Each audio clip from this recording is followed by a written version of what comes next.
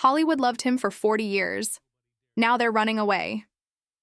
Bill Murray threw an ashtray at Richard Dreyfuss's head. He made Lucy Liu cry on set. He trapped a young woman under his body and kissed her without consent. This wasn't just one bad day. It was decades of abuse that nobody dared talk about. Disney shut down a $20 million movie because of him. His best friend didn't speak to him for 20 years. The truth is finally coming out, and it's way worse than anybody imagined. Bill Murray was born on September 21, 1950, in Evanston, Illinois. His mother worked in a mailroom and his father sold lumber. Bill grew up in Wilmette, a suburb of Chicago, surrounded by 8 siblings. The house was noisy, crowded, and always a bit chaotic. It was the kind of environment where you had to speak up to be heard, and that may be where his sense of humor started to take shape. His family was Irish Catholic, with roots going back to County Cork and County Galway in Ireland. Faith and family were big parts of his life. But tragedy hit hard when Bill was just 17. His father died from complications related to diabetes, leaving the family without a dad and Bill without the man he looked up to most. As a teenager, Bill found comfort in reading books about American heroes like Davy Crockett. He also worked as a golf caddy to help pay for school. It was during those long hours on the golf course that he began observing people in a way that would later show up in his comedy. After finishing high school, he headed to college in Denver to study pre-med. But something didn't feel right. He wasn't passionate about medicine, and pretty soon he dropped out and went back home. Years later, the same school gave him an honorary degree, more for his impact on culture than academics. Around this time, something happened that could have ruined everything. On his 20th birthday, Bill was arrested at Chicago's O'Hare Airport for trying to smuggle nearly 10 pounds of marijuana. He had joked to a fellow passenger that he had a bomb in his bag, and that led to a search. He got probation instead of jail, but the incident forced him to rethink his life. It was a turning point, and not long after, comedy entered the picture. Bill's older brother, Brian Doyle Murray, was already part of Chicago's comedy scene. He invited Bill to join the Second City, a legendary comedy troupe known for launching major careers. Bill said yes. That decision would change everything. At Second City, Bill trained under Del Close, a mentor known for shaping comedy legends. Close encouraged actors to be honest, weird, and fearless. Under his guidance, Bill developed his signature deadpan style. He learned to make even the quiet moments funny. That style would become the core of his future work. During one performance, a heckler pushed him too far. The story goes that Bill broke the guy's arm, then bought him a beer and drove him to the hospital.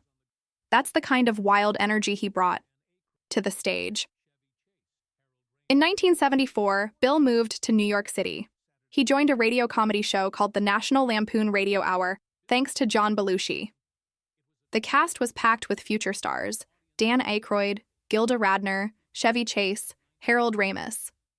They were all unknowns back then, just trying to make each other laugh. It was a tight-knit group, and it became the launch pad for something much bigger. But before Bill made it to NBC's Saturday Night Live, he took a strange detour.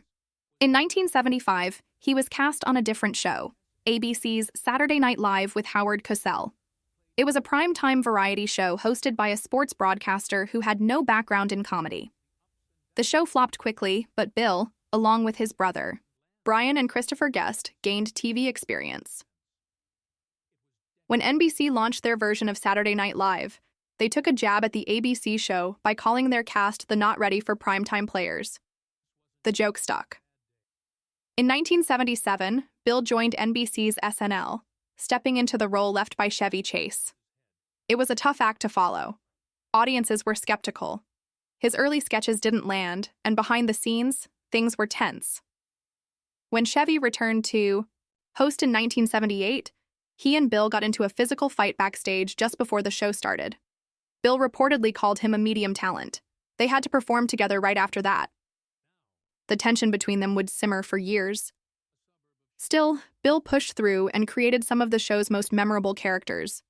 One of his biggest hits was Nick the Lounge Singer, a cheesy nightclub act who sang popular songs with ridiculous confidence. His version of the Star Wars theme, complete with made-up lyrics, became iconic. That character captured everything that made Bill different: dry, absurd, and oddly sincere. His time on SNL also brought him close to Gilda Radner, both on and off screen. They played nerdy teenagers in a recurring sketch, and their real-life relationship mirrored the ups and downs of those characters. They fought often, sometimes right in front of the cast, but there was real affection underneath it all. Bill once said no one made him laugh the way Gilda did.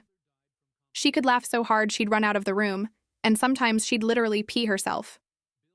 Their relationship didn't last, but her death years later hit Bill hard. He never forgot her. During his time on the show, Bill won an Emmy for writing. It gave him the credibility he needed to break into Hollywood. Soon, he was starring in movies like Meatballs, Caddyshack, Stripes, and Ghostbusters. His dry, offbeat humor stood out in a world of bigger, louder comedy. His time on SNL had taught him timing, character work, and how to make people laugh without trying too hard. Years later, he'd win another Emmy, this time for drama, and return to SNL for its 50th anniversary. He sang as Nick the Lounge Singer again, backed by a group of cast members from different generations. Afterward, he admitted he'd cried 3 times watching the tribute videos. That night reminded him where it all started. Bill Murray's rise. The movie started with a small film called Meatballs in 1979. It was a cheap comedy shot in Canada, and no one expected it to do much. But when it hit theaters, something strange happened. It became a huge hit. It started in just a few theaters in Toronto but made a lot of money right away. Soon it spread across North America, bringing in millions. It became the most successful Canadian movie at the time and gave Murray his first big movie role. People loved his laid-back, sarcastic style, and that charm quickly became his trademark. The man behind Meatballs was director Ivan Reitman, and this film also gave him a boost. It wouldn't be the last time Reitman and Murray worked together. Around this time, Murray also teamed up with writer and actor Harold Ramis. Together, they made some of the biggest comedies of the early 80s, Caddyshack, Stripes, and later Ghostbusters. They were a dream team. Ramis had a sharp mind for comedy, and Murray had a natural way of delivering it. Their biggest hit came in 1984 with Ghostbusters, a wild comedy about ghost-hunting scientists that took the world by storm. But success wasn't always easy for Murray. That same year, he wanted to do something different. He had read a serious novel called The Razor's Edge and felt strongly about turning it into a movie. The studio wasn't sure, but Murray made a deal. He would star in Ghostbusters only if they funded The Razor's Edge. So they did. But when it came out, the audience didn't connect with it. The movie didn't make money, and critics were divided. Some said he was out of his depth in a dramatic role. Others saw something deeper in his performance. Still, the failure hit him hard. After that, Murray disappeared from the spotlight. He traveled through Europe, studied history and philosophy, and spent time with his family. It was a strange move for someone who had just become a massive star. But Murray needed a break. He stayed away from major films for years. When he finally came back with Scrooged and Ghostbusters 2, the response wasn't what he hoped for. People liked the movies, but they didn't make as much money as expected. As the 1990s began, he found himself starring in movies that didn't land well, comedies like Larger Than Life and The Man Who Knew Too Little. Studios began to doubt whether he could still carry a film. Through it all, Murray grew more distant from Hollywood. He didn't like how things worked behind the scenes. Scripts didn't interest him, and he didn't want to play the same kind of roles, over and over. In time, he took an unusual step. He stopped using agents or managers altogether. That meant he became hard to reach, even for big studios. He admitted that he had become selective, almost lazy, waiting for the right roles to find him. In 1990, he tried something new. He co-directed a film called Quick Change, a clever heist comedy where he also played the lead. Critics liked it, saying it was one of his smartest performances. But again, the box office wasn't kind. The film didn't make enough money, and that only deepened Murray's feeling that maybe Hollywood wasn't the place for him anymore. But then came Groundhog Day in 1993. It was the right movie at the right time. The story was funny and strange, a man stuck reliving the same day over and over, and it gave Murray a chance to show a deeper side. He argued a lot with director Harold Ramis during filming. They couldn't agree on the tone. Murray wanted it to be more thoughtful, while Ramis wanted it light. The tension got so bad that they stopped speaking altogether and wouldn't talk again for over 20 years. But all that friction may have helped. Murray gave a layered performance that critics loved. The movie was a hit, and it reminded the world why he was such a unique talent. Groundhog Day changed everything for him. It proved that he could go beyond just being funny. It opened the door to deeper roles later on, like in Lost in Translation, where he showed even more emotional depth. That film would earn him an Oscar nomination. Looking back, Bill Murray's path through the 1980s and beyond wasn't simple. He had huge success but also tough failures. He turned down the usual road to stardom and carved out his own way, taking big risks and stepping back when things didn't feel right. Bill Murray wasn't looking for a comeback. He wasn't chasing awards or trying to prove anything. But in 1998, something unexpected happened that would change the direction of his career. He crossed paths with a young filmmaker named Wes Anderson. A couple of years earlier, Anderson had tried to get Murray for his first movie, Bottle Rocket, but it didn't work out. Then came Rushmore. Anderson sent the script out, and somehow within a week, Murray ended up calling the office of a Disney executive, the same office where Anderson happened to be at that exact moment. That phone call kicked off a meeting, and soon after, they were face-to-face in Los Angeles. Murray took over the bar downstairs, danced around, and treated the whole team to steak. He wasn't just on board, he was in, and he didn't ask for a big paycheck either. Instead, Murray took the smallest possible salary, just $9,000, because he believed in the script. He said it was about holding on to kindness even when life is painful. That stuck with him, and it showed. His performance in Rushmore revealed a side of him that audiences hadn't seen before. Thoughtful, quiet, emotionally raw. Anderson would later call him the godfather of that film. For Murray, Rushmore was a turning point. Until then, he was mostly known for being funny, the guy from Ghostbusters and Groundhog Day. But he wanted more. He wanted roles that were deeper. With Anderson's help, he found them. In The Royal Tenenbaums, Murray played a man so emotionally shut down, he barely seemed alive. In The Life Aquatic with Steve Zissou, he was an ocean explorer on a strange mission to hunt a shark that had killed his friend. Somehow, he made the character feel both tough and totally vulnerable. That balance between humor and heartbreak became Murray's new strength. By 2004, Murray was one of Anderson's most trusted actors, right alongside Owen Wilson and Angelica Houston, and their partnership kept growing. Murray went on to appear in 10 of Anderson's films over more than 20 years. Each time, he brought something new. Sometimes broken, sometimes sweet, always unexpected. Behind the scenes, the connection between them kept evolving. At a film premiere in Berlin years later, Murray talked about how far Anderson had come since Rushmore.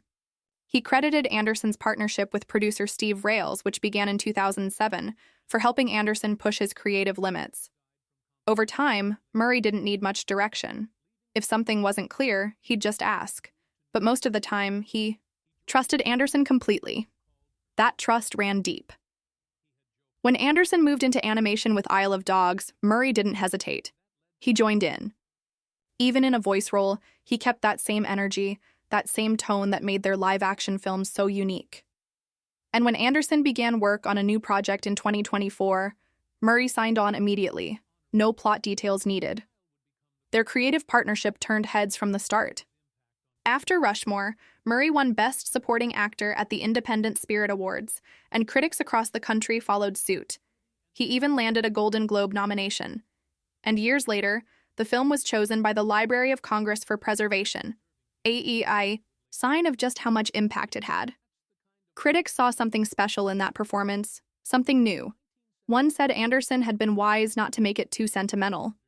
Another praised how much heart Murray gave the story, even as he kept it quirky and sharp.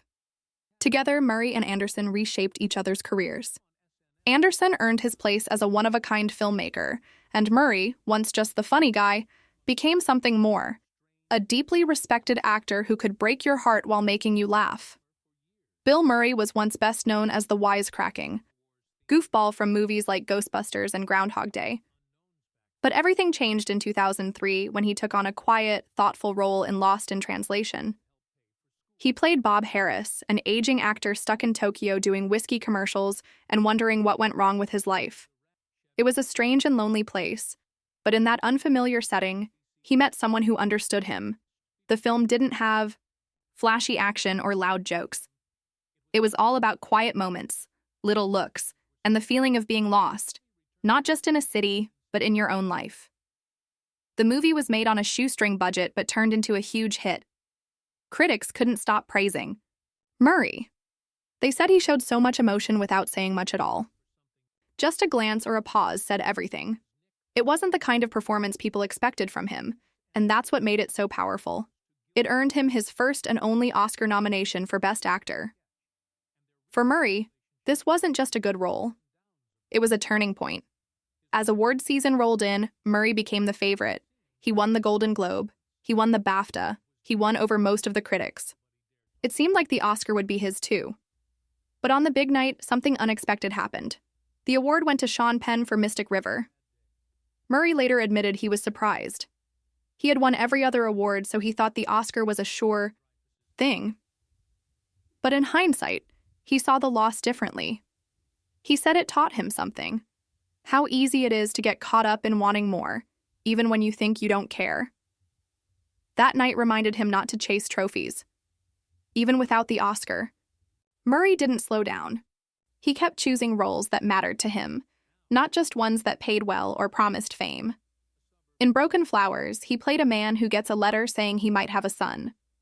That sets him off on a journey to find out the truth. It was a quiet film filled with sadness and humor. Then in St. Vincent, he played a grumpy old man who ends up becoming a hero in a young boy's life. These roles were different, but they shared one thing. They showed how deep and human Murray could be, even when he was playing someone rough around the edges. He started working mostly with directors who knew how to use his style, people like Wes Anderson and Jim Jarmusch. They saw what others had missed for years, that Murray could be more than funny. He could be real. In 2014, Murray made a surprising return to television. He appeared in Olive Kitteridge, a quiet miniseries on HBO. He wasn't in it for long, but his role as a widower trying to connect with someone new left a big impression. It was so good that he won an Emmy. For someone who started on Saturday Night Live, then moved away from TV, it felt like coming full circle.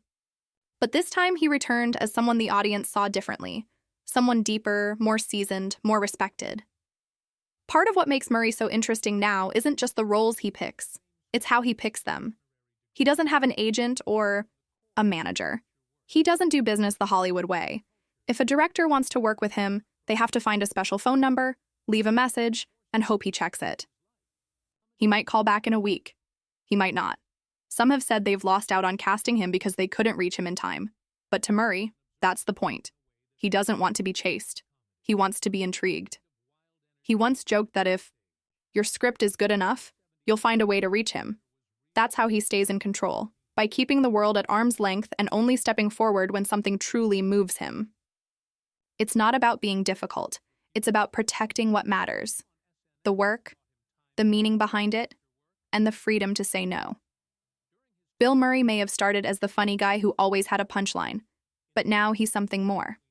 He's become a symbol of what it looks like to grow, to take chances, and to care deeply about the stories you tell.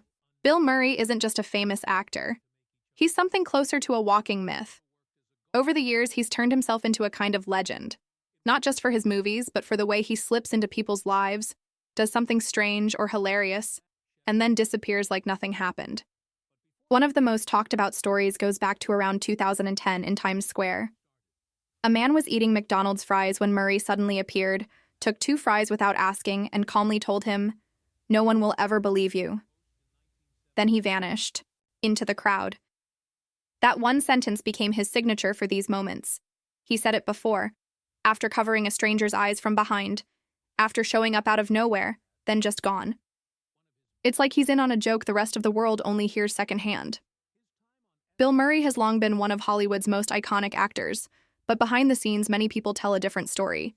Some say he was funny and brilliant. Others say he was impossible to work with. One of the most shocking stories came from Richard Dreyfuss. They were filming What About Bob in 1991. One night, Dreyfuss handed Murray a script revision. He said Murray had been drinking. Instead of reading it, Murray got right in Dreyfuss's face and yelled, "Everyone hates you, you are tolerated." Dreyfuss said it got worse.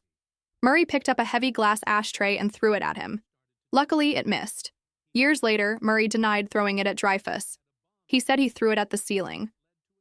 But the film's producer, Laura Ziskin, backed up Dreyfuss's story. She said Murray once broke her sunglasses, threatened to throw her across a parking lot, and even tossed her into a lake. Lucy Liu had her own story from the Charlie's Angels set. In 2000, she said Murray used language that was inexcusable and unacceptable.